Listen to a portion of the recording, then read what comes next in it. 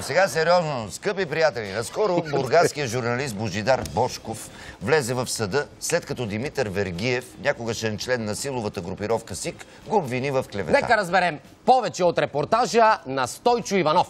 Запа Стойчо Иванов, откъде го измисли, бе?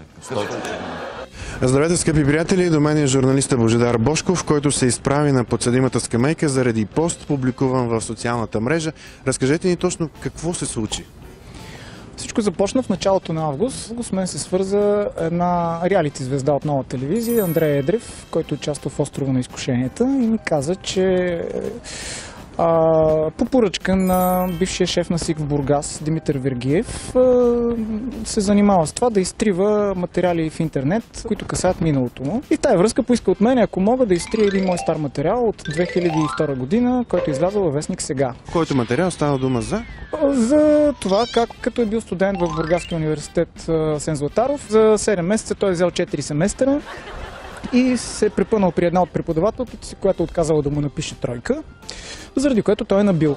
Всъщност цялата история явно трябваше да изчезне от интернет. Аз отказах. Днешна дата обаче публикацията вече липсва. Публикацията тихомълком изчезна от интернет. Как точно се случи, кой с кого се свърза във вестник Сега, кой издаде това нареждане да бъде изтрит този материал точно, не знам, но наистина към днешна дата я няма. И други публикации в интернет за Вергиев Google ги открива, но водят към кухи страници и написах един пост във Facebook, в който разказах всичко това. Как са искали от мен да изтрия миналото на Вергиев.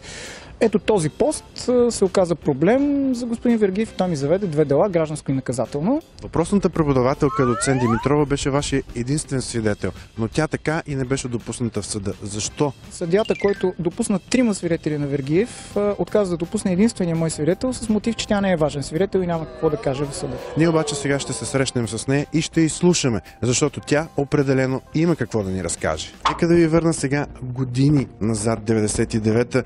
Кажете ми, какъв студент беше господин Вергиев? Ами Вергиев беше слаб студент, който се движеше с охрана. При мен той се яви 5 пъти на изпита, има право само на 3 пъти явяване на една редовна сесия. Как става това? Това става с разрешение на заместник ректора по учебната работа. Те си бяха приятели. Тримата, ректор, заместник ректор и Вергиев си бяха приятели. И при явяването на 5-тия вече път, аз вечерта бях заплашвана посред нощ от женски глас с думите: не се ебавайте с Митко, защото ще ви се случи нещо лошо. И на изпита той се въртеше, искаше калкулатор от съседните студенти и нищо не можа да направи. И когато завършваше вече времето за изпита, аз му казах: защо не си с калкулатора смущаваш колегите си? Той стана, дойде на катедрата пред мен, удари ми един шамар от едната страна, удари ми втори шамар от другата страна, ушите ми заглъхнаха, но студентите каза: нищо не сте видяли, нищо не сте чули, а аз сега отивам за пистолета от колата да видите какво ще се случи.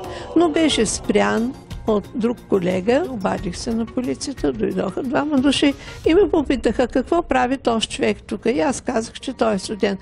И те на мен ми казаха: не може да бъде, вика, да бъде. Засмяха се направо. Не може да бъде студент.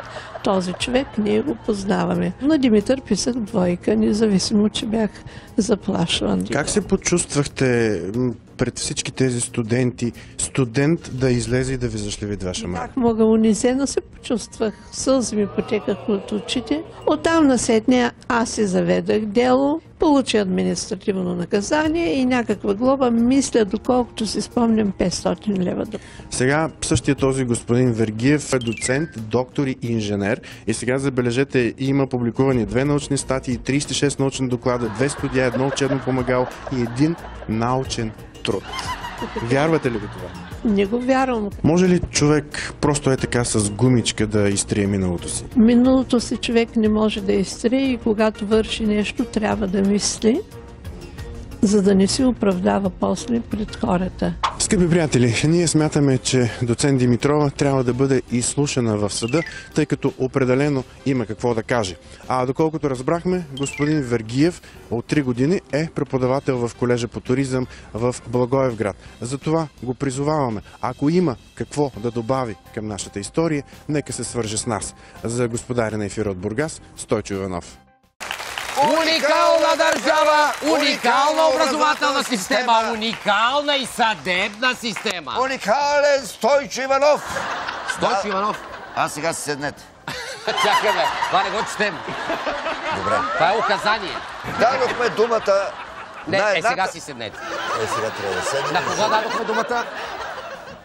На кого дадохме думата? На кого?